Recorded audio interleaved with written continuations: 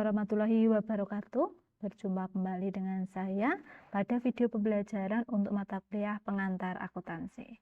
Nah, di pertemuan ke-6 ini, di video pembelajaran ke-6 ini, kita akan membahas terkait dengan jurnal penyesuaian.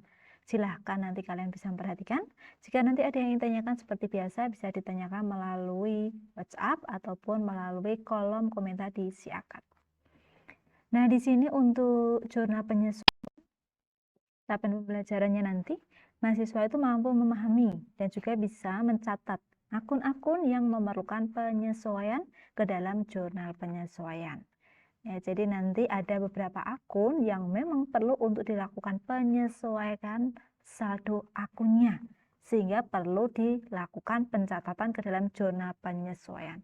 Nah, itu capaian pembelajarannya. Nah, berikutnya di sini untuk siklus akuntansi perusahaan, jadi nanti jurnal penyesuaian itu di tahapan di sini.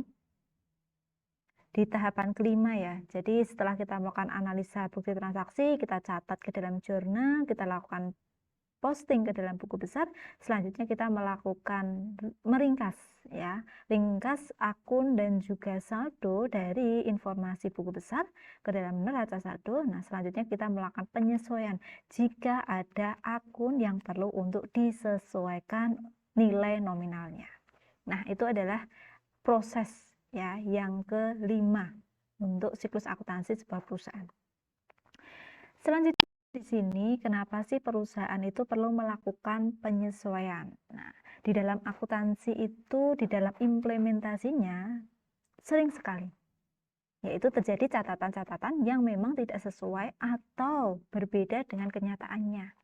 Nah, jika terjadi masalah tersebut, maka bagian accounting perlu untuk melakukan penyesuaian sebelum menyusun laporan keuangan. Karena pada saat bagian accounting itu belum melakukan penyesuaian akun dan juga saldo-saldonya, maka akan berpengaruh pada penyajian laporan keuangan. Nah, maka penyajian laporan keuangannya bisa mencerminkan nilai yang tidak sebenarnya. Nah, di sini pada saat kita menyusun, ya bagian accounting itu menyusun laporan keuangan, mereka informasinya, sumbernya itu diperoleh dari neraca saldo. Yang dimana neraca saldo itu sudah dianggap sebagai dasar untuk bagian accounting menyajikan laporan keuangan. Namun, karena adanya ketidaksesuaian saldo akun, sehingga penyajiannya itu belum menunjukkan hasil operasional yang sebenarnya, sehingga perlu ada penyesuaian tadi. Nah, sehingga nanti di dalam neraca saldo itu kita sebagai bagian accounting perlu melakukan penyesuaian terlebih dahulu. Jadi informasi dari neraca saldo sebelum dilakukan penyajian laporan keuangan perlu disesuaikan dulu akun-akunnya dan juga saldo-saldonya. Nah, ini nanti jurnal penyesuaian itu bisa dijelaskan sebagai ayat jurnal. Nah, sehingga jurnal penyesuaian ini diinisialkan AJP, ayat jurnal penyesuaian, yang diartikan, yang didefinisikan sebagai ayat jurnal untuk menyesuaikan angka-angka yang ada di dalam neraca sisa atau neraca saldo, yang dimana di dalam informasi neraca sisa belum memperlihatkan transaksi operasional perusahaan yang sesungguhnya pada akhir periode saat akan menyajikan laporan keuangan. Nah, itu definisi dari penyesuaian. Di sini ada beberapa fungsi yang perlu diperhatikan terkait dengan penyesuaian. Jadi fungsi penyesuaian itu yang pertama, agar setiap perkiraan real, yaitu aktiva dan juga pasiva, ya, yaitu utang, itu menunjukkan jumlah yang sebenarnya pada akhir periode. Nah, itu fungsi penyesuaian yang pertama. Jadi, bagian accounting perlu menyesuaikan akun-akun real, yaitu kaitannya dengan aktiva dan juga utang. Yang kedua adalah agar setiap perkiraan nominal, yaitu di sini ada biaya dan pendapatan, bisa menunjukkan pendapatan dan biaya yang seharusnya diakui di satu periode akuntansi. Karena terkadang itu ada ya yang dimana di sini bagian accounting itu perlu menyesuaikan akun pendapatan dan biaya yang diakui pada periode saat ini dan bisa diakui di periode berikutnya. Gitu. Nanti akan dicontohkan untuk implementasinya. Kemudian berikutnya di sini dijelaskan juga zona penyesuaian itu dapat terjadi dalam dua situasi. Nah, situasi yang pertama itu adalah transaksi perusahaan itu sudah terjadi, jadi perusahaan itu sudah melakukan transaksi keuangan. Tetapi informasi dari transaksi keuangan, informasi dari bukti transaksi keuangan itu belum dicatat di dalam perkiraan yang bersangkutan. Nah, ini terjadi karena mungkin perusahaan itu menggunakan basisnya itu case. Jadi pada saat perusahaan melakukan transaksi tetapi tidak berkaitan dengan kas, maka tidak dicatat. Nah, sehingga poin pertama ini perlu diperhatikan untuk menjadi dasar menyusun atau mencatat akun-akun ke dalam penyesuaian. Yang kedua, informasi transaksi itu sudah dicatat, sudah ada bukti transaksi, sudah dicatat oleh perusahaan, tetapi saldo perkiraannya itu masih harus disesuaikan agar dapat disajikan dalam jumlah yang benar. Seperti yang sudah disampaikan tadi, untuk akun-akun nominal, pendapatan dan juga biaya. Yang dimana di situ nanti ada pendapatan dan biaya yang benar-benar diakui untuk periode saat ini. Misalkan pencatatan saat ini itu ada tahun 2023, berarti yang diakui di tahun 2023 untuk pendapatan dan beban. Tetapi ada juga yang dimana pendapatan dan beban itu diakui di tahun 2024, sehingga di sini harus dipisahkan. Nah, sehingga perusahaan perlu melakukan penyesuaian terkait dengan informasi transaksi tersebut. Nah, itu dua situasi yang menjadi dasar kenapa bagian accounting itu perlu melakukan penyesuaian. Kemudian di sini ada beberapa perkiraan-perkiraan yang biasanya selalu dilakukan penyesuaian jika memang ada di mana di dalam akun ini perlu disesuaikan. Yang pertama itu ada yang namanya piutang pendapatan atau pendapatan yang masih harus diterima. Nah, kalau misalkan perusahaan itu menggunakan metodenya itu cash basis, berbasis kas, saat ada transaksi penjualan secara kredit dan di situ perusahaan belum menerima uang, karena uang akan dibayar setelah jatuh tempo, maka di sini perusahaan tidak akan mencatat. Nah, maka dari itu perlu dilakukan pencatatan ke dalam penyesuaian bahwa memang ada terjadi transaksi penjualan secara kredit. Gitu. Ya, sudah diakui di sini bahwa ada penjualan secara kredit sehingga harus dicatat. Nah, sebelumnya belum dicatat karena menggunakan metode cash basis karena tidak ada kas yang masuk. Yang kedua, utang biaya atau beban yang masih harus dibayar. Kemudian yang ketiga, di sini ada utang pendapatan atau pendapatan yang diterima di muka. Yang keempat, ada akun persekot beban atau beban dibayar di muka. Kemudian berikutnya ada kerugian piutang dagang karena ada piutang ya yang tidak dibayar oleh pelanggan kepada perusahaan sehingga perusahaan perlu melakukan pencadangan kerugian dari piutang dagangnya. Kemudian berikutnya ada juga di sini penyusutan atau depresiasi aktiva tetap. Di sini perusahaan tidak melakukan transaksi, adanya penyusutan dari nilai nominal aktiva tetapnya. Tetapi perusahaan perlu melakukan penyesuaian bahwa setiap tahun itu nilai aktiva tetap yang mereka miliki itu mengalami penyusutan. Walaupun di sini bukan uang yang dikeluarkan, sehingga perlu dilakukan pencatatan. Terkadang perusahaan itu lupa tidak mencatat depresiasi di sini, padahal nilai dari aktiva tetapnya itu sudah berkurang, sehingga perlu disesuaikan. Kemudian berikutnya adalah persediaan barang dagangan. Nah, persediaan barang dagangan ini juga sama. Perusahaan saat ini memiliki stok misalkan 10.000 unit. Nah, berarti di akhir periode bisa saja tidak 10.000 unit, berubah karena ada penambahan ataupun pengurangan. Sehingga perlu adanya penyesuaian untuk persediaan barang dagangan. Kemudian yang terakhir adalah pemakaian dari aktiva lancar, misalkan dipakainya perlengkapan ya.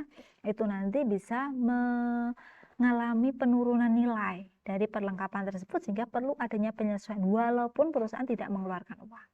Nah, itu adalah beberapa perkiraan yang perlu dilakukan penyesuaian yang terjadi pada saat bagian accounting itu akan menyajikan laporan keuangan untuk mencerminkan nilai saldo akun yang sesungguhnya.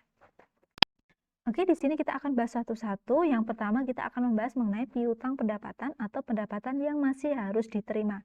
Jadi di sini itu perusahaan sudah melakukan transaksi menjual kepada pelanggannya secara kredit gitu ya, tetapi belum dicatat. Belum dicatat oleh perusahaan karena perusahaan menggunakan metode tadi yang sudah disampaikan, metode cash basis, berbasis kas. Jadi kalau tidak berkaitan dengan kas yang dikeluarkan ataupun kas masuk tidak dicatat. Nah, ini sebenarnya kan menjadi hal yang perlu diperhatikan perusahaan. Sudah ada transaksi kok, sudah ada buktinya, tetapi belum dicatat, maka perlu dilakukan penyesuaian. Mana-mana saja yang ada transaksi penjualan secara kredit yang perlu disesuaikan. Nah, contohnya adalah piutang pendapatan di sini. Nah, di sini nanti yang perlu dilakukan, perusahaan harus mencatat ayat zona penyesuaian ini terjadi di akhir periode. Jadi tidak ada mencatat penyesuaian di awal ataupun di tengah. Pasti di akhir periode. Contohnya tanggal 31 Desember ya. Atau misalkan saat ini mau melakukan penyesuaian di bulan Januari berarti 31 Januari. Misalkan di bulan Juli 31 Juli gitu ya. Tetapi biasanya perusahaan itu melakukan penyesuaian di setiap periodenya itu 1 tahun. Jadi dicatat 31 Desember 2023 misalkan seperti itu. Nah, nanti akunnya adalah untuk mencatat penyesuaian piutang pendapatan di sini, debitnya pendapatan yang masih dibayar, masih harus diterima, kreditnya nanti pendapatan. Nah, di sini kenapa pendapatan saya beri titik-titik? Karena untuk menyebutkan pendapatannya itu pendapatan apa. Misalkan pendapatan jasa atau pendapatan bunga. Nah, ini adalah contohnya.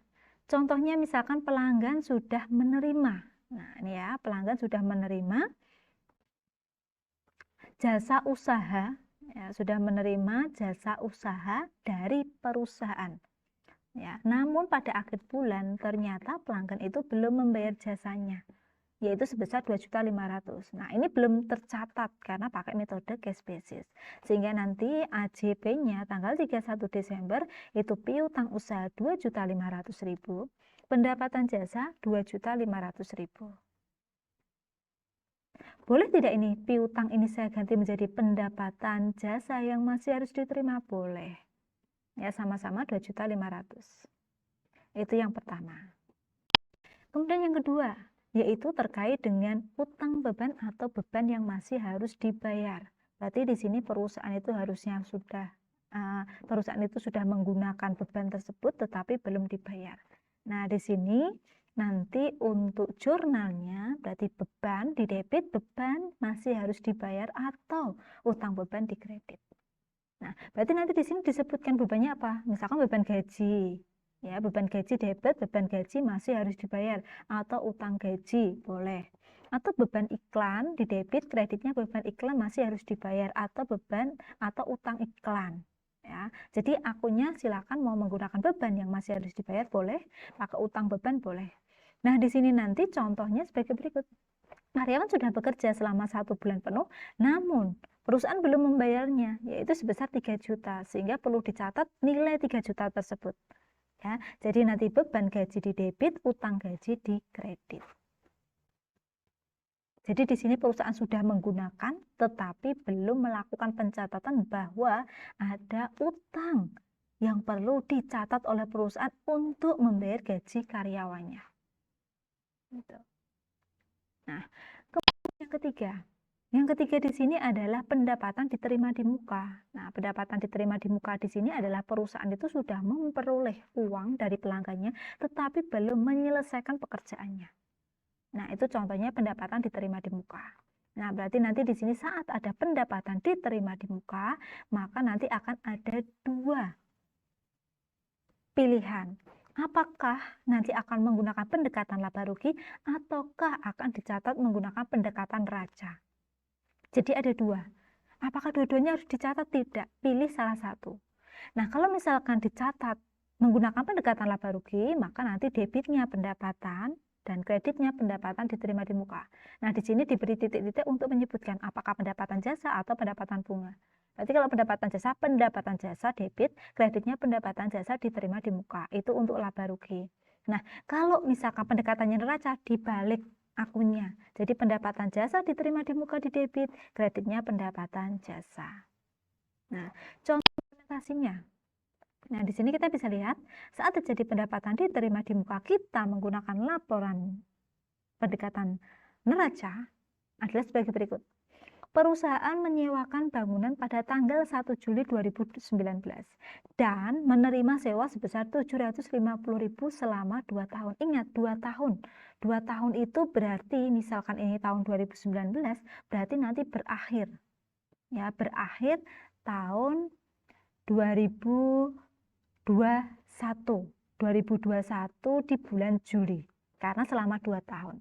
Berarti nanti pada saat terjadi pencatatan pada tahun 2019 yang diakui hanya yang tahun 2019. Yang tahun 2020 diakui di tahun 2020. Yang di tahun 2021 diakui di tahun 2021 karena di sini masanya 2 tahun. Jadi kalau misalkan perusahaan itu mencatat 750.000 itu di tahun 2019, totalnya 750.000 salah. Karena tidak diakui di tahun 2019, tetapi diakui selama 2 tahun. Sehingga kita harus menentukan yang diakui saja di tahun 2019. Karena saat ini dicatat di tahun 2019. Maka dari itu berarti nanti perusahaan perlu mencatat selama 6 bulan. Yaitu dari bulan Juli, Agustus, September, Oktober, November, Desember. Selama 6 bulan di tahun 2019. Sehingga perhitungannya adalah 750.000 dikali 6 bulan dibagi 24 bulan. Karena selama 2 tahun. Jadi yang diakui hanya 6 bulan di tahun 2019. Untuk menyesuaikan bahwa nilai di dalam laporan keuangannya nanti yang diakui sebagai pendapatan sewa itu hanya 6 bulan di tahun 2019. Sehingga nanti di sini bisa kita ketahui sewa dibayar di mukanya itu 187.500 selama 6 bulan ini ya. Kemudian pendapatan sewanya 187.500. Nah, itu untuk pendekatan neraca. Nah, yang kedua ada pendekatan laba rugi. Kalau pendekatan laba rugi berarti nanti yang diakui adalah yang setelah tahun 2019. Berarti yang diakui di tahun 2020 sampai dengan tahun 2021. Berarti ada sekitar 18 bulan. Nah, jadi di sini 750 dikali 18 bulan dibagi 24. Nah, 18 bulan ini yang diakui di tahun 2020 sampai 2021. Sehingga nilainya menjadi Rp562.500. Debitnya pendapatan sewa, kreditnya sewa diterima di muka. Jadi kebalikan dari akun yang di pendekatan neraca. Nah, itu contoh untuk pendapatan diterima di muka. Jika menggunakan pendekatan neraca dan rugi laba.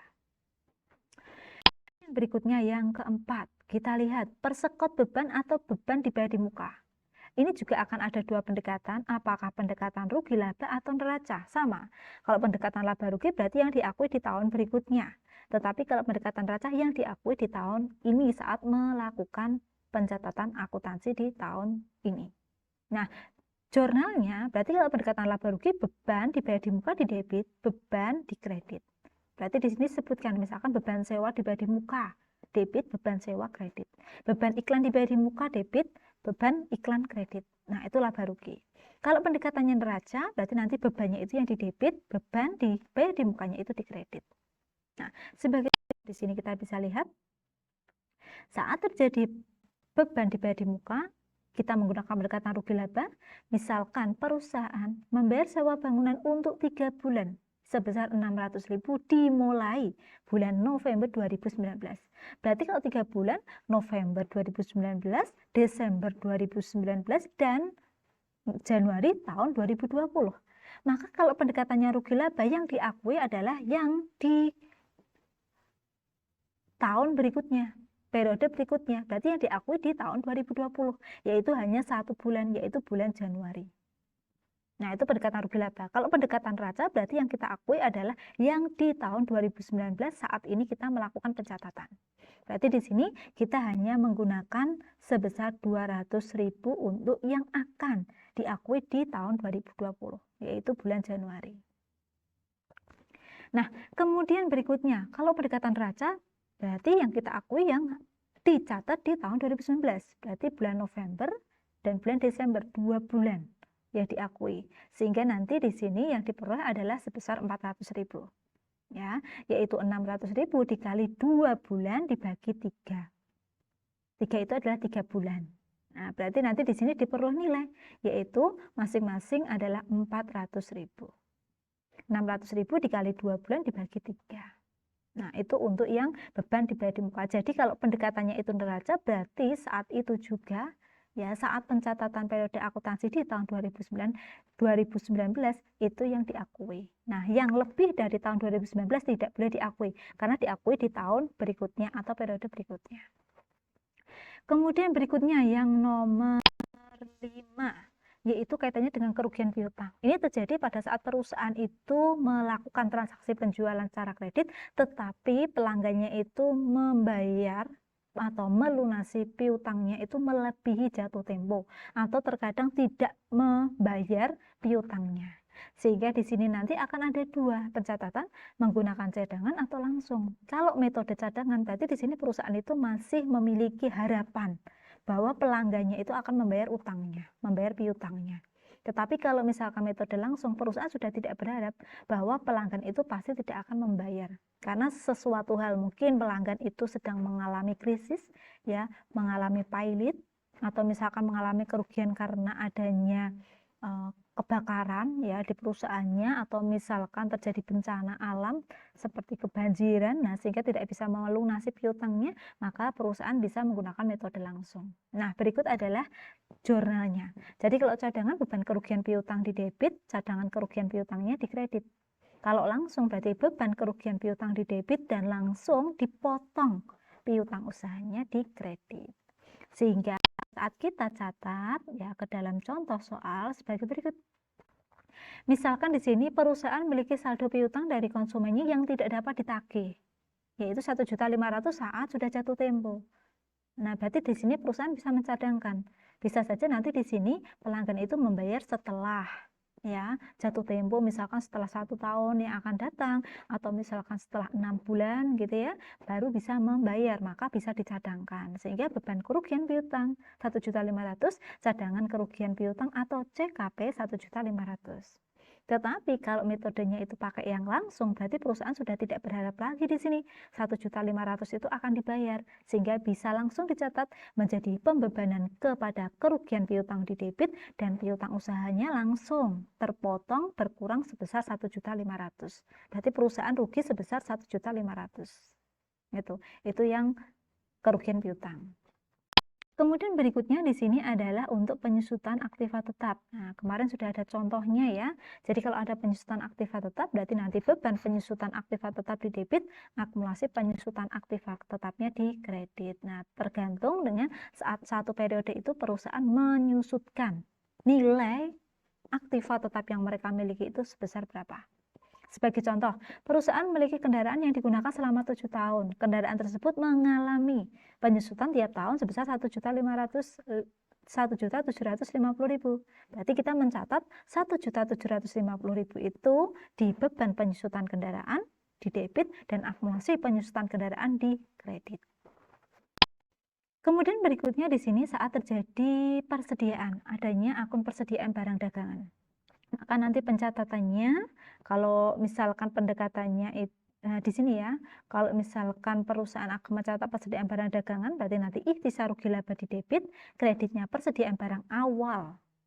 Dan kemudian jurnal yang kedua persediaan barang dagang akhir, debit, kreditnya ikhtisar rugi laba. Jadi ada 2 jurnal yang dicatat. Contohnya sebagai berikut. Perusahaan memiliki sisa bahan habis pakai sebesar 800.000. Pada akhir periode bulan Desember ternyata terpakai 500.000. Berarti nanti di sini perusahaan bisa mencatat ikhtisar rugi laba di debit 800.000 dan sisa bahan habis pakai di awal itu 800.000. Jadi 800.000 ini adalah persediaan awal. Nah, pada saat persediaan akhir ternyata digunakan 500.000. Berarti persediaan akhirnya bukan 500.000 tetapi itu yang digunakan. Sehingga nanti mencatat jurnal yang kedua, sisa bahan habis pakai di akhir periode itu 300.000 dan ikhtisar rugi laba 300.000. Itu untuk persediaan barang. Kemudian berikutnya yang terakhir adalah untuk pemakaian perlengkapan. Nah, ini sebenarnya hampir sama seperti penyusutan. Ya, berarti nanti di sini pada saat perusahaan itu membeli perlengkapan dan dipakai, maka nanti nilainya juga akan menyusut, nilainya akan menurun seperti aktiva tetap. Sehingga nanti pada saat dilakukan pencatatan, debitnya pemakaian perlengkapan, kreditnya perlengkapan. Nah, di sini diberi titik-titik kenapa? Karena di sini menyesuaikan bisa perlengkapan toko, bisa perlengkapan kantor, gitu ya. Beban pemakaian perlengkapan kantor di debit, perlengkapan kantor di kredit misalkan. Nah, di sini contoh soalnya persediaan yang telah terpakai untuk periode 31 Desember 2019 sebesar 200.000. Berarti nanti di sini bisa dicatat beban pemakaian perlengkapan 200.000, perlengkapan di kredit 200.000. Nah, itu adalah untuk pencatatan penyesuaian pada akun-akun di dalam perusahaan saat mencatat transaksi keuangannya. Bu, bagaimana kalau misalkan tidak ada akun yang sudah disampaikan tersebut tadi di dalam pencatatan akuntansinya? Ya, tidak perlu dilakukan penyesuaian. Kalau sudah sesuai dengan porsinya, maka tidak perlu dilakukan penyesuaian. Jadi akun dan saldonya itu sudah benar, tidak perlu dilakukan penyesuaian. Tetapi kalau memang ternyata ada yang dimana akun dan saldonya itu tidak mencerminkan nilai yang sesungguhnya yang diakui saat melakukan pencatatan atau pembukuan di periode saat ini, maka perlu dilakukan penyesuaian. Kemudian hasilnya adalah sebagai berikut. Jadi semuanya di sini diberi tanggal 31 Desember. Nah, ini adalah tabelnya, yang dimana tabelnya itu sama seperti kita membuat jurnal umum. Nah, ini ya, semuanya tanggal 31 Desember. Jadi penyesuaian itu pasti dicatat di akhir bulan, ya, di akhir tahun. Jadi tidak ada yang di tanggal awal atau pertengahan, pasti di tanggal akhir bulan atau akhir tahun. Gitu. Nah, ini untuk hasilnya. Nah, itu yang disampaikan terkait dengan jurnal penyesuaian. Nah, selanjutnya setelah melakukan penyesuaian yang perlu diingat adalah setiap kali bagian accounting itu melakukan apa? Melakukan pencatatan ke dalam jurnal. Entah itu jurnal umum, entah itu jurnal penyesuaian, entah nanti ada jurnal penutup, entah itu nanti ada jurnal pembalik, semuanya harus diposting ulang. Jadi kalau sudah mencatat ke dalam jurnal harus diposting ulang. Gitu ya. Nah, diposting kemana? Ke besar. Nah, contohnya misalkan tadi ada piutang usaha pada pendapatan jasa, maka dua akun ini perlu dilakukan perubahan. Contohnya kita panggil dulu buku besar piutang usaha. Ini adalah posisi buku besar piutang usaha setelah adanya pencatatan ke dalam jurnal umum yang diposting ke buku besar. Saldonya adalah 1 juta. Nah, setelah ada penyesuaian, maka akan ditambahkan di akhir tanggal 31 pencatatan penyesuaian piutang dengan simbol referensi adalah dari AJP, yaitu simbol dari ayat zona penyesuaian di halaman pertama sebesar 2.500.000 di sini. Di debit, maka di sini saldonya berubah menjadi 3.500.000. Nah, itu contoh yang pertama saat melakukan posting dari jurnal penyesuaian ke dalam buku besar. Yang kedua, pendapatan jasa ini juga perlu untuk dilakukan posting. Berarti di sini nanti kita bisa lihat, kita panggil dulu akun pendapatan jasa, dan di sini adalah saldo akhir yang dimana di situ diperoleh dari jurnal umum. Nilai saldonya adalah 5.500.000 dan ditambahkan dengan adanya posting dari penyesuaian, yaitu AJP sebesar 2.500.000 di posisi kredit, sehingga nilai saldonya menjadi 8 juta. Nah, ada lagi tidak? Saya beri contoh lagi, satu lagi, yaitu ada beban gaji dan beban gaji masih harus dibayar. Berarti perusahaan perlu untuk memanggil yang mencatat beban gaji yang sudah dicatat di zona penyesuaian ke buku besar. Berarti nanti di sini sudah ada sebelumnya, ya, kita panggil lagi buku besar beban gaji, saldo akhirnya 1.200.000, kemudian kita tambahkan tanggal 31 pencatatan penyesuaian yaitu 3 juta di sini di debit, sehingga saldo debitnya berubah menjadi 4.200.000 ya dari AJP. Kemudian berikut kita lihat lagi, yang terakhir adalah beban gaji masih harus dibayar atau utang gaji. Kita panggil dulu buku besarnya, beban gaji masih harus dibayar. Kemudian di sini kita tinggal memasukkan. Ternyata tidak ada jurnal yang berkaitan dengan transaksi beban gaji masih harus dibayar. Sehingga di sini yang ditampilkan hanya tanggal 31 dengan pencatatan penyesuaian AJP ya dari referensi ayat zona penyesuaian dengan nilai nominal di sini adalah 3 juta. Oke, di sini saya perbaiki dulu. nilainya adalah 3 juta rupiah.